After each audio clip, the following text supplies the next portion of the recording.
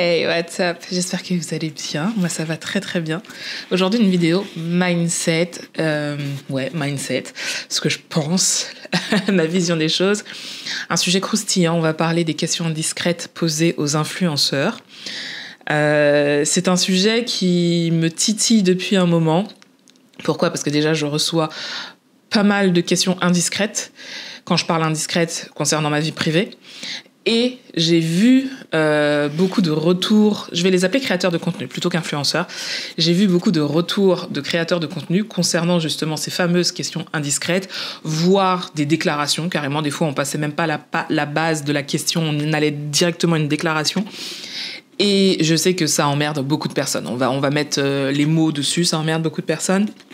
Sauf, bien sûr, ceux qui posent des questions qui se trouvent totalement légitimes. Et en fait, je me suis demandé pourquoi, en fait. Pourquoi des gens qu'on ne connaît pas se permettaient ce genre de choses. Donc, j'ai essayé d'analyser la situation. Et en fait, est née cette vidéo qui sera divisée en 2 parties. Donc, c'est pour ça aussi qu'il est très, très, très important, avant de me donner votre avis dans les commentaires de façon respectueuse. Si vous me suivez, de toute façon, vous savez que si c'est pas respectueux, je vais vous bloquer. J'ai pas le temps. Je vais même pas vous répondre. Je vais même pas essayer d'argumenter quoi que ce soit. Je vais vous bloquer et c'est tout, en fait. J'ai pas le temps ni l'énergie à apprendre aux gens à être polis. Donc, on peut ne pas être d'accord, mais par contre, il y a une façon de parler aux gens. Donc, si c'est irrespectueux, si je considère que c'est irrespectueux, vous serez bloqué. Maintenant, la vidéo sera divisée en 2 parties. Une première partie où je vais analyser les influenceurs, les créateurs de contenu, et une deuxième partie où mon analyse se portera sur les followers, la communauté. Donc, c'est pour ça que c'est vraiment important d'avoir l'intégralité de ma vision pour avoir un retour qui ne soit pas biaisé, parce que si vous regardez que la première partie concernant les influenceurs, pour vous ce sera ça, alors que la deuxième partie vaut aussi le coup, parce que ça va contrebalancer ce que je dirais sur la première. Donc c'est vraiment important de regarder jusqu'à la fin. Alors je suis sur les réseaux sociaux depuis à peu près 5-6 ans maintenant, j'ai tous les réseaux sociaux, quasiment, je crois, en tout cas, je suis sur Instagram, YouTube, TikTok, j'ai un blog, j'ai un podcast. Et il y a très longtemps de ça, très très longtemps, quand je vivais en Martinique. Alors, je vis en Martinique aujourd'hui, mais j'ai vécu quelques années à l'étranger, à Berlin, pendant 7 ans. Et avant, en fait, j'étais ce qu'on appelle un personnage public. Je travaillais dans une très très grosse radio. Pendant des années, j'ai travaillé dans une très très grosse radio. Je faisais partie d'une équipe. On avait une émission qui était une libre antenne. Et c'était vraiment une grosse émission. Et c'est pour ça que je peux dire que j'étais un personnage public. Pour vous donner un ordre d'idée, l'émission qu'on animait avec mes potes, le meilleur score qu'on ait fait au niveau de l'audimat, ça a été plus d'1 million d'auditeurs. Donc c'est pas rien, plus d'1 million d'auditeurs pour une émission. Donc c'est pour vous dire l'ampleur qu'avait cette émission à l'époque. Et voilà, donc ça a duré quelques années, ça fait partie de mes plus belles années, vraiment. Donc voilà, j'ai été un personnage public pendant quelques années. Ensuite, je suis partie en Allemagne et je suis revenue. Et je ne suis plus un personnage public, même si certaines personnes considèrent que si on est créateur de contenu, on est un personnage public. Et ça, j'en reviendrai en parlant de la communauté, en parlant des followers tout à l'heure. Donc là, je vais avoir la posture de la créatrice de contenu, puisque c'est vraiment ce que je fais. Aujourd'hui, je suis créatrice de contenu. Et aussi, je consomme du contenu sur les réseaux sociaux, donc je suis aussi une followeuse, comme tous les créateurs de contenu. En fait, on a cette double casquette. Mais voilà, aujourd'hui, dans cette vidéo, j'aurai la posture de créatrice de contenu. En tant que créatrice de contenu, depuis très longtemps, j'ai toujours, d'aussi loin que je m'en souvienne, reçu des questions indiscrètes. Et au début, ça me dérangeait énormément. Et avant, je répondais. Aujourd'hui, je ne réponds plus aux questions indiscrètes. Et je vais vous expliquer pourquoi je ne réponds plus aux questions indiscrètes. Alors, je ne réponds plus aux questions indiscrètes parce que, avec le temps, j'ai compris que certaines personnes dans ma communauté considéraient que le fait de me suivre régulièrement créait une proximité et que limite on était amis. Pour moi, nous ne sommes pas amis. Pour moi, j'ai une communauté, je travaille, j'ai la chance d'avoir une communauté qui est incroyable, mais pour moi, nous ne sommes pas amis. Pour moi, les amis, ce sont des gens avec qui je vais boire un café, avec qui je vais manger, qui ont mon numéro de téléphone. Voilà, ça, ce sont mes amis. Par contre, je mets vraiment cette distance avec ma communauté parce que nous ne sommes pas amis. Mais pourquoi les gens considèrent qu'on est amis? Parce que je leur donne de quoi le penser, en fait. Et quand je dis j'inclus les créateurs de contenu. Aujourd'hui, quand on regarde les réseaux sociaux, il y a de tout. Il y a de tout et on montre de tout. Il faut que vous soyez conscient que tout ce qui est montré sur les réseaux sociaux est voulu. Tout, absolument tout. À part si ce sont des supports volés, on est d'accord, mais quand quelqu'un de son propre chef poste quelque chose, c'est voulu. Quand quelqu'un poste quelque chose de positif, c'est voulu. Quand quelqu'un poste quelque chose de négatif, c'est voulu. Donc, on poste tout ce que l'on souhaite. Il y a des personnes qui vont poster beaucoup plus que d'autres. Il y a des gens qui vont poster beaucoup plus de leur vie privée que d'autres. Mais tout est calculé et nous sommes conscients de ce que nous postons. Par contre, nous ne sommes pas conscients de l'impact que cela aura sur vous. On ne peut pas deviner qu'en postant cette vidéo, la répercussion sera celle-ci. On peut peut-être l'imaginer, on peut avoir une idée, mais par contre, on ne peut pas être à 100% sûr que la vidéo ou la photo que l'on postera aura cet impact. Par exemple, quelqu'un qui poste une vidéo, une personne d'elle en train de pleurer. On se dit, il y a des chances que ça touche certaines personnes. Donc, en la postant, on se dit que ça touchera 1, 2, 3, voire plus de personnes parce que je suis en train de pleurer et que les gens vont peut-être se retrouver dans ce que je dis et vont être touchés par le message que je transmets. Mais par contre, on ne se dit pas que il va y avoir des haters qui vont se dire c'est bon, arrête de chouiner, on n'a rien à foutre et des choses comme ça. Ça, on ne peut pas le savoir, on ne peut pas le deviner. Mais par contre, on est conscient que si on poste ce genre de vidéo, il y aura un certain regard porté sur cette vidéo. Donc ne pensez pas que les gens qui ne postent soi-disant que du real life ne le font pas consciemment et c'est juste pour faire joli. Non, tout est calculé. On sait que ça va vous toucher, on sait que ça va ramener des gens. Voilà, les gens qui postent des vidéos de leurs enfants, on sait aujourd'hui que c'est du contenu qui plaît et qui ramène des gens. Et c'est pour ça qu'il y en a de plus en plus qui le font, parce que ça ramène des gens et que potentiellement ça peut ramener de l'argent. Et on en arrive dans une spirale vicieuse où on va poster de plus en plus et on va montrer de plus en plus de choses. Et c'est là où ça pose problème. Ça pose problème pourquoi ? Parce que si tu fais du lifestyle, si tu fais aujourd'hui que tu fasses du lifestyle, que tu fasses du business, que tu fasses peu importe, à un moment tu vas montrer ton style de vie. Et tu vas montrer des choses intimes, personnel de ta vie. Ce qui fait que les gens qui te regardent vont créer ce lien, vont avoir ce lien en se disant « mais je sais ce que tu vis, je sais qui sont tes parents, je sais qui est la personne qui partage ta vie, je connais tes frères et sœurs, je sais où tu habites, je sais ce que tu aimes manger, je sais quelle est ta routine du matin, je sais quelle est ta routine du soir, je sais où tu travailles, si jamais tu as un autre boulot, je sais quels sont tes projets. » On montre tellement de choses que les gens connaissent tout de nous. Et même si on choisit consciemment ce que l'on montre, on montre nos vies. Et donc, les gens ont l'impression d'en faire partie. Et c'est là où ça devient intéressant. Si la personne qui regarde ce que tu montres à un moment connaît tout de toi, en tout cas quasiment, tout ce que toi, en tout cas, tu as envie de lui montrer, elle aura l'impression de faire partie de cette vie.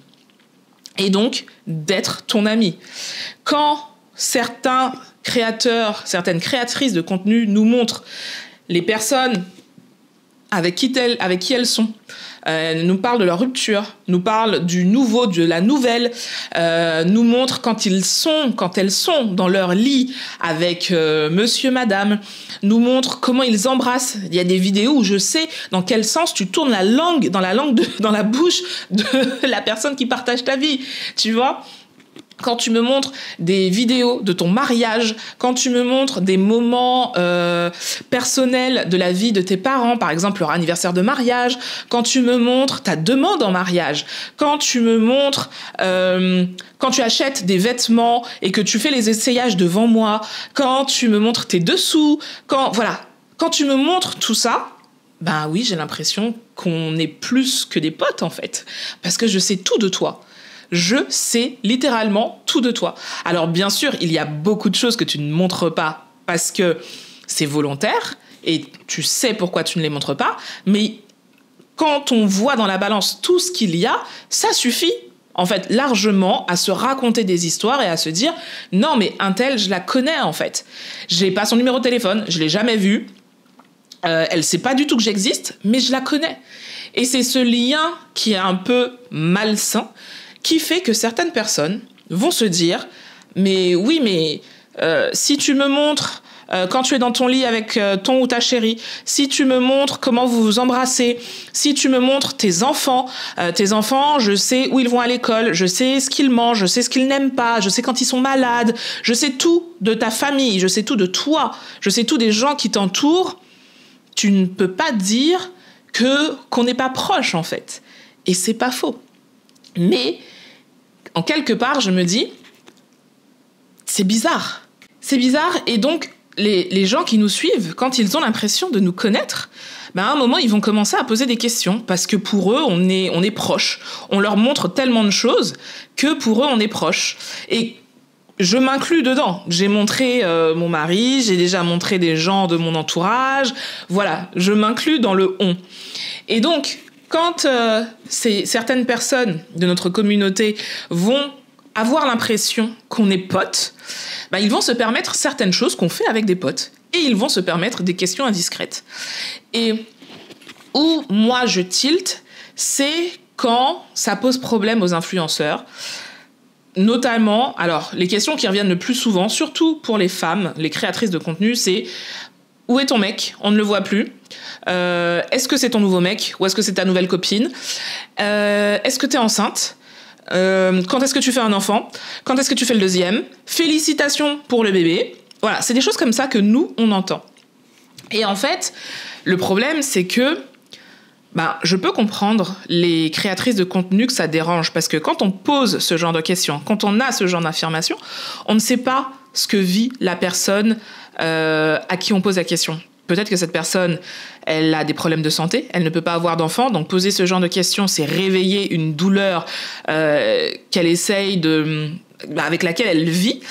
Quand on pose des questions sur la vie privée concernant la personne qui partage sa vie, peut-être qu'elle est en train de vivre un divorce, peut-être qu'elle est...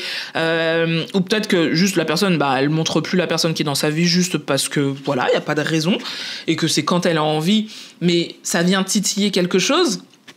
Et je me dis, ok, là, toi, tu te permets de poser ce genre de questions, mais en quelque part, c'est parce que nous, on a montré des choses.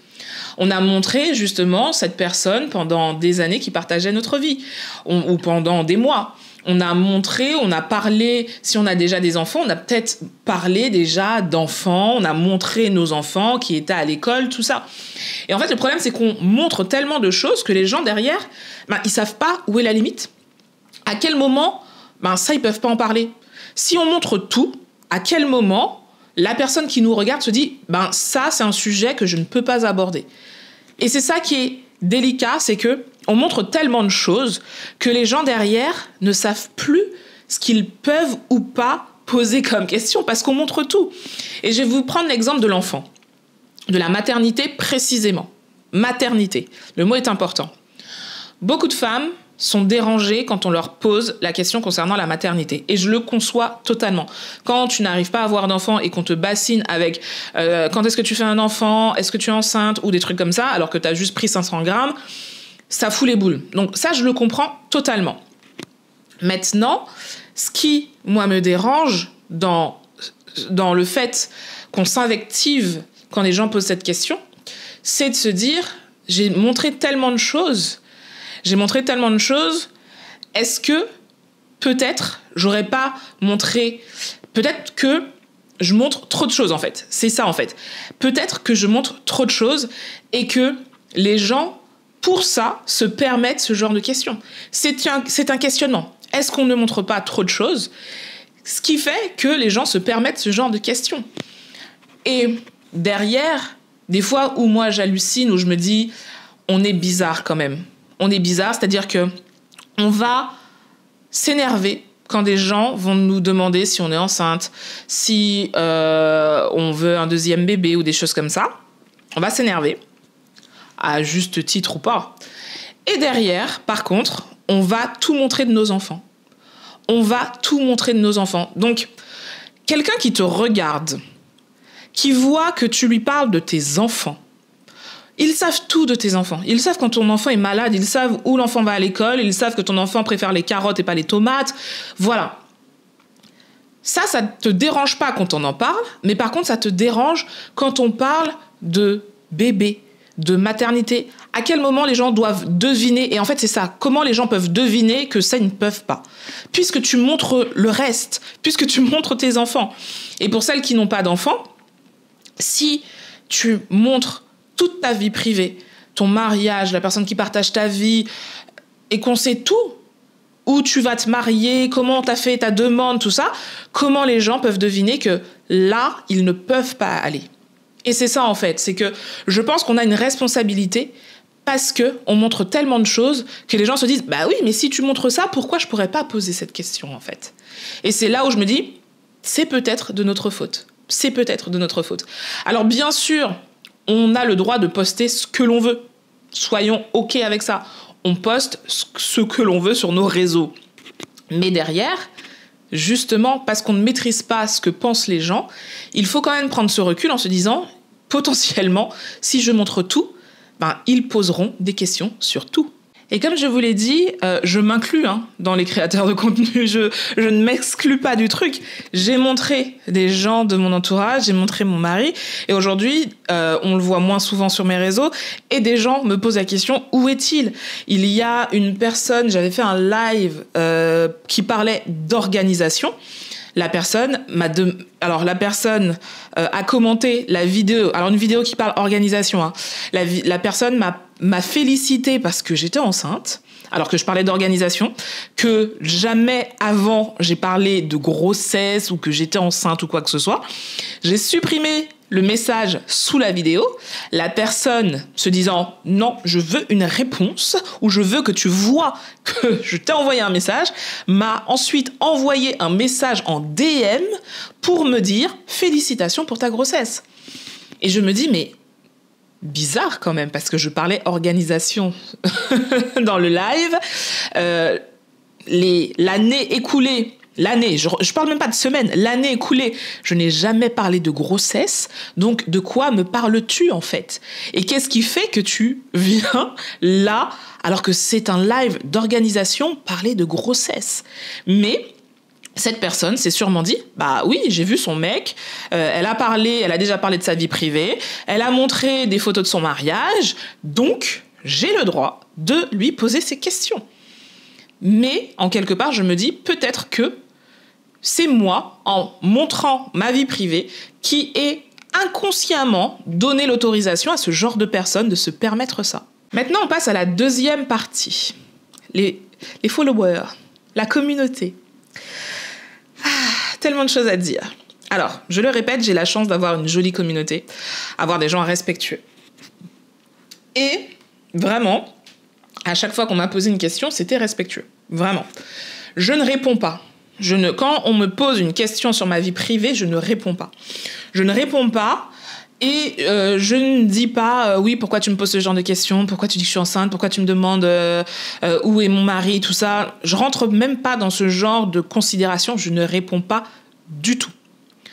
Parce que j'ai conscience que peut-être le contenu que je poste leur a mis dans la tête qu'ils avaient le droit. Donc, je ne réponds pas. Tout simplement. Je ne m'énerve pas, je ne réponds tout simplement pas. Mais par contre, je tilte. Je tilte parce que, comme je vous l'ai dit tout à l'heure, pour moi, et ça, ce n'est que ma vision des choses, peut-être que d'autres créateurs de contenu auront un regard différent, pour moi, les gens qui me suivent, ce ne sont pas mes amis. C'est une communauté, une très jolie communauté, des gens avec qui je peux parler justement en commentaire ou qui viennent dans mes messages, avec qui je peux parler. Donc j'ai la chance vraiment d'avoir une jolie communauté, mais ce sont des gens que je ne connais pas. Et jamais de la vie, je ne vais considérer ma communauté comme des amis. Mes amis, ce sont des gens, encore une fois, qui ont mon numéro de téléphone, avec qui je vais manger, qui savent ce qui se passe dans ma vie privée, qui savent les bons comme les mauvais moments, qui sont là pour m'épauler quand ça ne va pas, qui sont là pour passer de bons moments quand ça va, et vice-versa. Moi, je suis là pour eux quand ça ne va pas, et je suis là pour fêter toutes les célébrations qu'il y a. Ça, ce sont mes amis. J'ai quasiment, alors bien sûr, il y a des gens qui rentrent, qui sortent, mais j'ai quasiment les mêmes amis depuis 20 ans. Depuis 20 ans, mon socle, c'est quasiment le même. Donc non, je n'ai pas 50 000 amis avec qui je vais parler de ma vie privée et de choses qui se passent dans ma vie. Et encore une fois, quand je poste quelque chose, que ce soit positif ou négatif, je le fais en conscience. Je sais pourquoi je le poste. Donc, moi, je me dis, ok, on n'est pas amis. On n'est pas amis, on ne se connaît pas en vrai. En vrai, alors peut-être qu'on s'est aperçu dans la rue une fois, mais on ne se connaît pas intimement. Et moi, ce qui me fait me poser plein de questions sur l'humain, c'est de me dire comment tu peux poser une question aussi indiscrète qu'est la maternité, qui dort dans ton lit, alors qu'on ne se connaît pas. Et en fait, ça me choque profondément. Ça me choque de me dire, ok, tu vis ta petite vie, et à un moment donné, dans ta journée, tu vas prendre le temps, alors que tu as des choses à faire, tu as un travail, tu as une famille, tu vas prendre le temps dans ta journée de demander à quelqu'un que tu ne connais pas où est ton mec, où est ta meuf, est-ce que la personne là que je vois, c'est elle qui te saute généralement, c'est dit gentiment, mais en gros, ça veut dire ça. Est-ce que t'es enceinte là? Parce que je vois que le bide là, c'est pas ça. T'es enceinte ou pas? Comment quelqu'un de normalement constitué peut faire ça en fait? Et ce qui me fait sourire, c'est que très souvent, les gens qui font ça vont commencer le message par alors c'est bienveillant, ou c'est pas avec une arrière-pensée, ou voilà, ils mettent un contexte parce qu'au fond, ils savent pertinemment que c'est pas des choses qu'on est censé faire en fait. On n'est pas censé demander à des gens qu'on ne connaît pas qui fait l'amour avec toi, où est la personne, est-ce que tu es enceinte? En fait, quand les gens commencent comme ça avec un contexte pour poser ce genre de questions, c'est qu'au fond, ils savent pertinemment qu'ils n'ont pas ça à faire, que c'est pas des choses qui se font en fait. Et quand vous posez ce genre de questions à quelqu'un que vous ne connaissez pas, imaginez que vous êtes dans la rue, vous arrêtez quelqu'un en lui disant « T'es enceinte ?» ou « Ton mari, il est où? Ta femme, elle est où ?» Vous voyez pas qu'il y a rien qui cloche. Il y a rien qui vous gêne. Parce que moi, ça me dérange. Vraiment, moi, ça me dérange. Je suis fan de Barack Obama. Je me vois pas demain lui poser une question sur sa vie privée avec Michel. Jamais de la vie. C'est fou, en fait. C'est fou. Et bien sûr, beaucoup de personnes vont nous sortir l'argument de vous êtes des personnages publics, ça fait partie du jeu. Non, soyons clairs. Ton manque d'éducation ne fait pas partie du jeu. Oui, nous sommes des personnages publics, mais ton manque d'éducation, ton non-savoir-faire ne fait pas partie du jeu.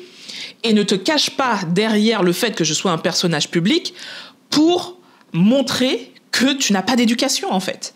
Et c'est juste ça. Donc c'est trop facile de dire « tu es un personnage public, donc j'ai le droit ». À quelle heure, en fait? À quelle heure?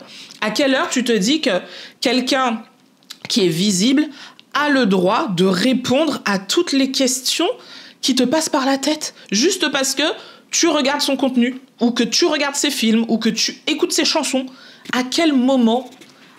Moi, en fait, la question que je me pose, c'est quand vous faites ça, quand vous posez des questions indiscrètes à des créateurs de contenu, à des artistes, à des acteurs, peu importe, quand acteurs, actrices, voilà, je mets au masculin, mais quand vous posez ce genre de questions, des questions intimes, personnelles, à des gens que vous suivez, qu'est-ce que ça dit de vous?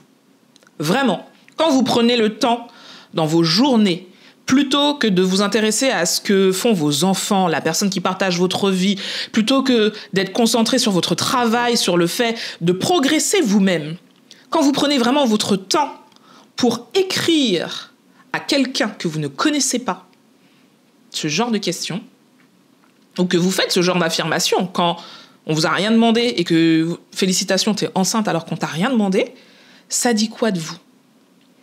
Est-ce que, en quelque part, vous n'avez pas besoin d'être mis en lumière? Est-ce que vous n'avez pas besoin de reconnaissance? Est-ce que vous n'avez pas besoin de montrer que vous existez? Et si c'est ça, est-ce qu'il n'y a pas un autre moyen? Est-ce qu'il n'y a pas un autre moyen d'exister qu'à travers l'autre? Est-ce qu'il n'y a pas un autre moyen de vivre votre vie plutôt que de vivre la vie des autres, par procuration? Ça dit quoi de vous, vraiment? Et c'est une question à toutes les personnes qui ont déjà posé ce genre de questions. Ça dit quoi de vous? Sincèrement. Parce que c'est du macrélage, et ce n'est que ça. Ça n'a rien de bienveillant, ça n'a rien de gentil. C'est du macrélage. Donc, qu'est-ce que ça dit de vous? Pourquoi vous faites ça? Qu'est-ce que ça apporte à votre vie, à la personne que vous êtes, de savoir que cet inconnu, alors oui, vous suivez ses aventures, vous suivez sa vie, mais qu'est-ce que ça apporte à la personne que vous êtes de savoir que cette personne est soit toujours avec un tel, soit est enceinte, soit a un nouveau copain, une nouvelle copine? Ça vous apporte quoi? Ça vous rassure dans votre petite vie? Et si c'est oui, pourquoi en fait? Est-ce que vous avez besoin soit de savoir que l'autre est plus avec l'autre, donc oh moi ma vie elle est meilleure parce que moi je suis toujours avec mon mec, ou est-ce que vous avez besoin de montrer que vous êtes là, que vous avez besoin de reconnaissance, genre j'ai vu que t'étais enceinte, vas-y, dis-moi que tu m'as vu, je t'ai envoyé des messages, dis-moi. Ça dit quoi en fait? Et vraiment, je trouve ça choquant quand on se permet ce genre de questions à des gens que l'on ne connaît pas. Et vous pouvez aimer les créateurs, les créatrices de contenu autant que vous voulez, vous ne les connaissez pas. Parce que, encore une fois, on poste uniquement ce qu'on a envie de poster. Et même les moments difficiles sont voulus. Quand on vous poste quelque chose de grave qui s'est passé dans notre vie, quelque chose de triste, c'est voulu. Tout est calculé. Aujourd'hui, on ne peut pas dire « Non, je ne sais pas qu'en postant, il y aura un impact ». Bien sûr que oui. Alors, plus ou moins important en fonction de ce que l'on poste, mais tout ce que l'on poste est pensé.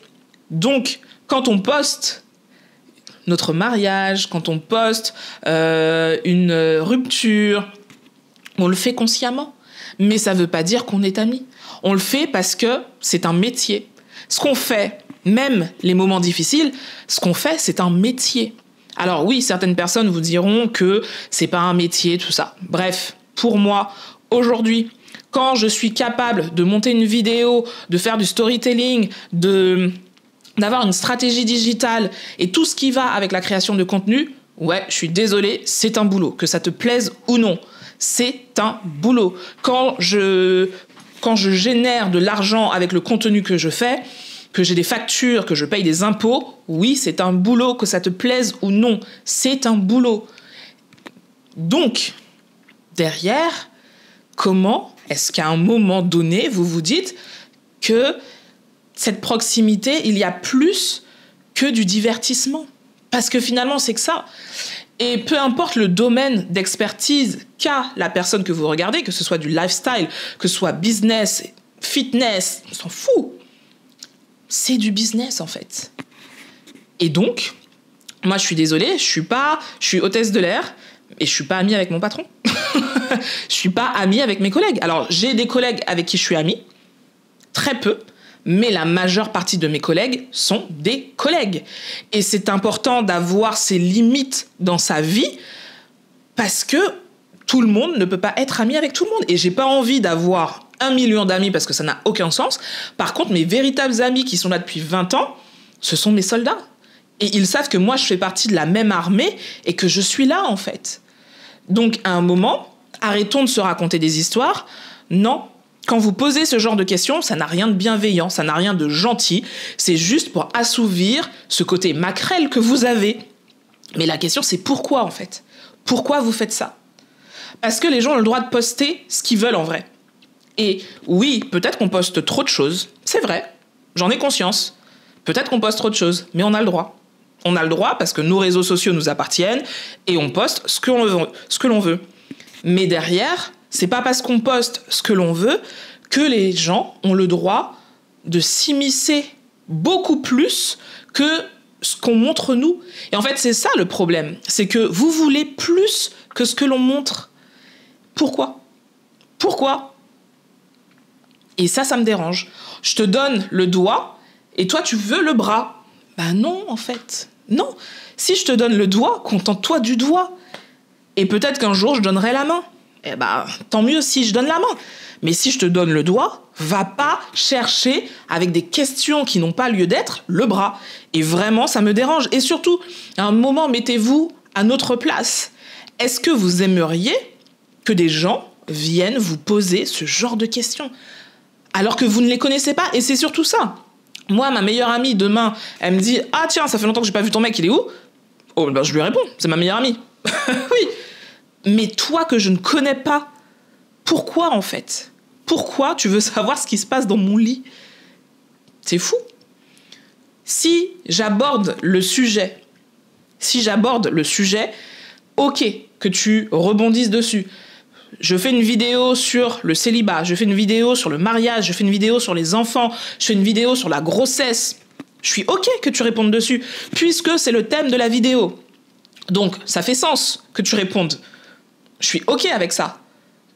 Ta réponse sera en lien avec le contenu que je propose.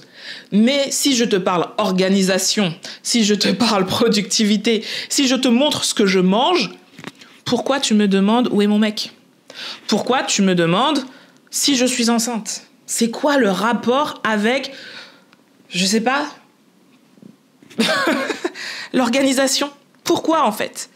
Donc voilà, donc c'est pour ça que je disais, c'est important de regarder la vidéo jusqu'à la fin parce que oui, peut-être que nous, créateurs de contenu, nous montrons trop de choses.